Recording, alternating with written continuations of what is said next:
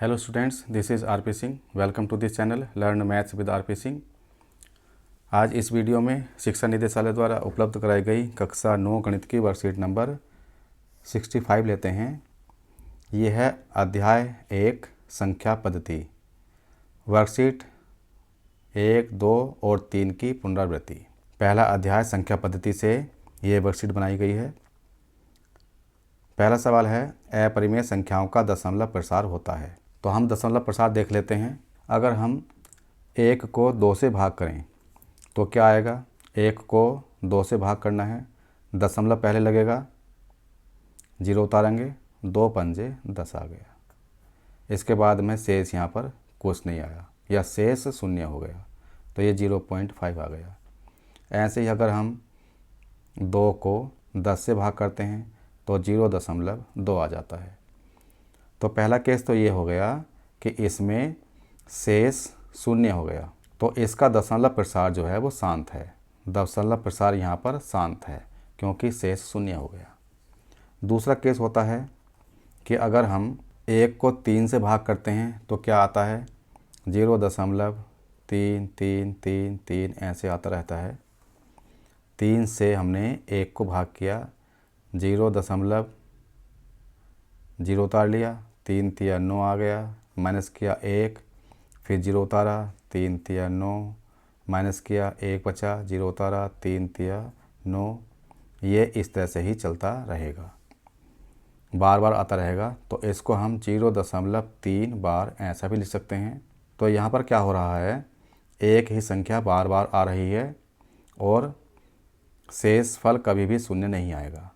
तो इसका दशमलव प्रसार जो होगा वो अशांत होगा और आवर्ती होगा। इसको हम अनवसानी आवर्ती भी कह सकते हैं। इसका मतलब हो गया अशांत और आवर्ती का मतलब बार बार आना, पुनरावृत्ति। तो यहाँ पर 3 की पुनरावृत्ति हो रही है। ये दोनों जो उदाहरण है ये परिमेय संख्या के उदाहरण हैं। यहाँ पर ये परिमेय संख्या बनती है। अगर हम एक केस और लेते हैं, जैसे कि 0.10, 110, 3 बार 1 फिर 0, तो इस तरह से अगर संख्याएं आती हैं तो यहाँ पर कोई भी रिपीटिशन नहीं हो रहा है, पुनरावृत्ति नहीं हो रही है, आवृत्ति नहीं है। तो ऐसी संख्याओं को हम अपरिमेय संख्या कहते हैं। ये अपरिमेय संख्या हो गई और इसका दशमलव प्रसार अनवसानी अनावर्ती है। इसका मतलब non terminating non recurring. Non terminating non recurring, ना तो ये शांत हो रहा है और ना ही रिपीट हो रहा है। तो यहाँ पर अनवसानी अनावर्ती ये सही हो जाएगा। दो परिमेय संख्याओं के बीच कितनी परिमेय संख्याएं होती हैं? हम दो परिमेय संख्याओं के बीच में अपरिमित संख्याएं निकाल सकते हैं, अनंत परिमेय संख्याएं निकाल सकते हैं। 22/7 को दशमलव रूप में लिखने पर मिलता है। इसका मतलब हो गया कि 7 से हमने 22 को भाग किया, 7 तिया 21 हो गया, माइनस करेंगे 1 आ जाएगा, दशमलव लगाया 0, 7 एकम 7 आ गया, माइनस किया 3 आ गया, दशमलव लगा हुआ है, फिर 0 उतार लेंगे, 7 चौक 28 हो गया, माइनस करेंगे 2 आ गया, 0 उतारेंगे, 7 दूनी 14 आ गया, माइनस किया 6 आ गया, फिर 0 उतारेंगे, 7 अट्ठे 56, माइनस करेंगे, फिर ये 4 आ जाएगा, फिर 0 उतारेंगे, 7 पंजे 35, माइनस किया 5 आ गया, फिर 0 उतारेंगे, 7 सत्ते 49, माइनस करेंगे 1 आ गया, फिर 0 उतारेंगे, 7 एकम 7, माइनस करेंगे 3 आ गया। ये यहाँ से इस तरह से फिर से रिपीट हो जाएगा। इसका मतलब 22/7 को हम लिख सकते हैं 3.1428714, ये इस तरह से आता रहेगा। तो ये हो गया 3.14287, इसके ऊपर बार। तो इसका भी थर्ड पार्ट सही हो गया। आगे है 0.111 को P/Q के रूप में लिखने पर मिलता है। इसको हम मान लेंगे कि x बराबर 0.111 ये इस तरह से आ रहा है, तो ये हो गया x बराबर 0.1 के ऊपर बार। ये पहली समीकरण मान ली हमने। अब हम इसको लिख सकते हैं x बराबर 0.1 और फिर 1 के ऊपर बार। ऐसे सवाल करने के लिए बार वाली संख्या के पहले दशमलव होना चाहिए। उसके बाद हम क्या करते हैं, एक बार हमने बार वाली संख्या लिखी और उसके बाद फिर से संख्या के ऊपर बार लगा के लिख दिया। अब हमें इस दशमलव को इस बार वाली संख्या के पहले लाना है, तो एक अंक हमें दाईं ओर ले जाना होगा, राइट में ले जाना होगा। तो एक अंक दाईं ओर ले जाने के लिए 10 से गुणा करेंगे, तो इसको हम 10 से गुणा कर लेंगे दोनों साइड में।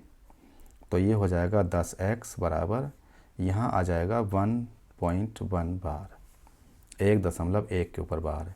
ये समीकरण सेकंड हो गई। अब हम समीकरण 2 में से समीकरण 1 को माइनस करेंगे। समीकरण सेकंड में से समीकरण 1 घटाने पर,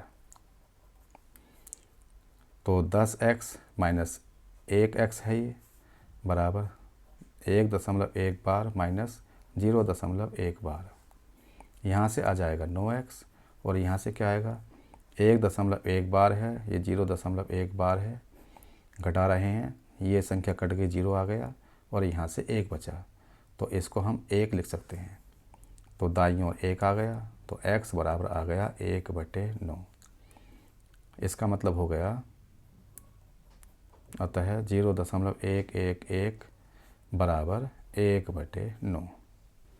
तो इसका फर्स्ट पार्ट सही हो गया। पांचवा सवाल, 0.3 2 के ऊपर बार है, इसको p/q के रूप में लिखना है। तो x बराबर हम मान लेंगे 0.3 2 के ऊपर बार। इसको सही करने के लिए पहले हम बार वाली संख्या के पहले दशमलव लाते हैं। तो इस दशमलव को यहाँ लाना है, दाईं ओर एक अंक खिसकाना है, तो 10 से गुणा करने पर हो जाएगा। तो ये आ जाएगा 10x बराबर 3.2 बार। ये समीकरण 1 हो जाएगी। अब हम फिर से इसको लिखेंगे, 3.2 लिखा और फिर 2 के ऊपर बार लगा दिया। अब फिर से इस दशमलव को बार वाली संख्या के पहले लाना है, तो 10 से गुणा करके आएगा।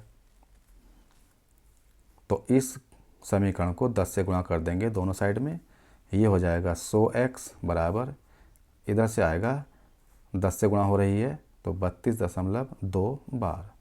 ये समीकरण सेकंड हो गई। अब हम इस समीकरण में से इस समीकरण को माइनस करेंगे, घटा देंगे। तो 100x माइनस 10x बराबर 32.2 बार माइनस 3.2 बार। यहाँ से आ जाएगा 90x बराबर, यहाँ से क्या होगा, 2 के ऊपर बार है, यहाँ भी 2 के ऊपर बार है, तो यहाँ से तो शून्य आ जाएगा, 32 में से 3 माइनस हो जाएगा, तो ये बचेगा 29। अब x बराबर निकालेंगे तो 29/90 ये हो जाएगा। तो इसको हमने p/q के रूप में लिख दिया, मतलब 0.32 बार इजिकल टू 29/90, ये इसका आंसर हो गया। तो 29/90 यहाँ पर है, ये इसका सही आंसर होगा। नीचे दी गई संख्याओं में से परिमेय और अपरिमेय संख्याएं अलग कीजिए। यहाँ पर 29.34927, यहाँ पर संख्याओं का रिपीटेशन नहीं हो रहा है। आगे अगर इस तरह से संख्या आती रहेंगी तो ये अनअवसानी अनावर्ती संख्या होगी, तो इसको हम अपरिमेय संख्या लिखेंगे। तो ये संख्या अपरिमेय संख्या हो जाएगी।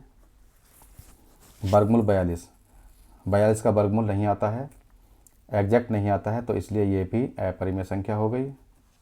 88 ये परिमेय संख्या होगी। 6 वर्गमूल 11 का पूरा मान नहीं निकलता है, उसकी गुणा हम 6 में करेंगे तो वह भी पूरा नहीं आएगा, तो इसलिए ये भी अपरिमेय संख्या हो जाएगी। 98.3 ये परिमेय संख्या हो जाएगी, क्योंकि इसको हम p/q के रूप में लिख सकते हैं 983/10 करके, तो ये परिमेय संख्या हो जाएगी। यहाँ पर 256398 ये रिपीटेशन हो रहा है, ये परिमेय संख्या होगी, बार वाली संख्या है।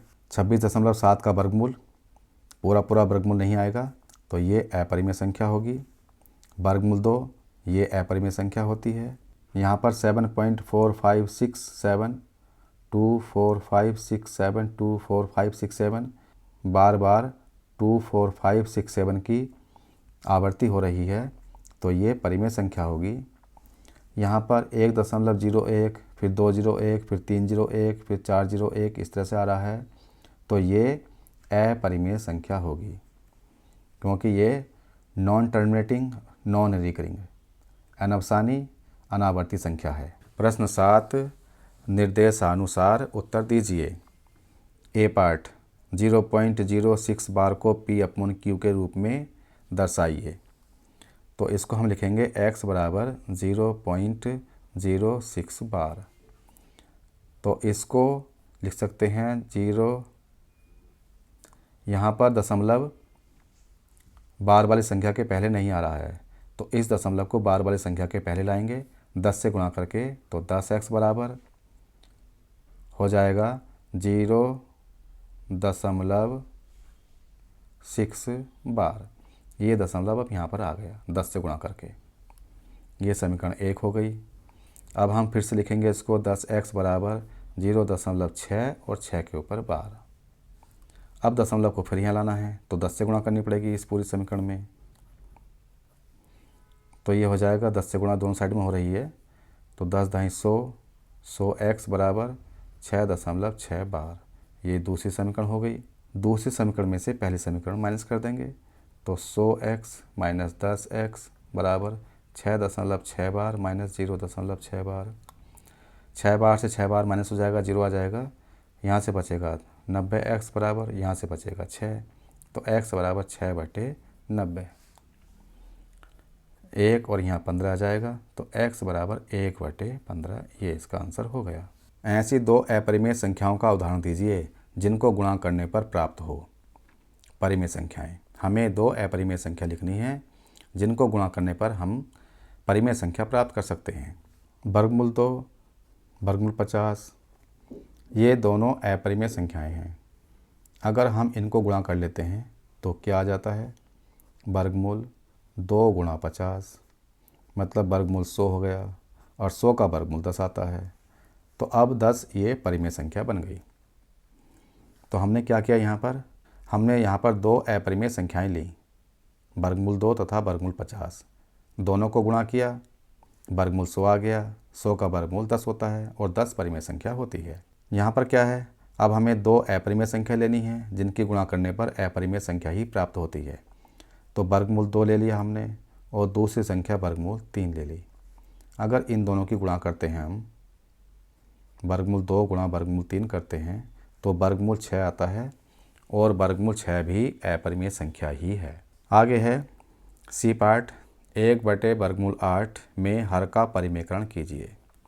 तो इसको हम ऐसे करेंगे, 1/8 है, अगर हम वर्गमूल 8 की ऊपर नीचे गुणा कर देते हैं तो क्या होगा, ऊपर तो आ जाएगा वर्गमूल 8 और नीचे आ जाएगा 8। वर्गमूल 8 गुणा वर्गमूल 8 हो जाएगा 8। तो ये इसका आंसर हो गया।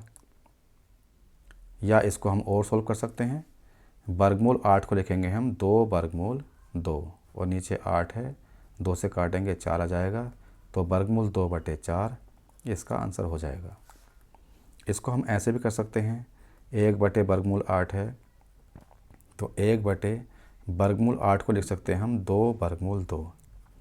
2 दूनी 4 दूनी 8 होता है। अब हम इसके हर का परिमेयकरण करेंगे, वर्गमूल 2 से नीचे गुणा हर में और वर्गमूल 2 से अंश में गुणा। तो ऊपर तो आ गया वर्गमूल 2 और नीचे क्या होगा, 2 गुणा इन दोनों को मिलाकर 2 बन जाएगा।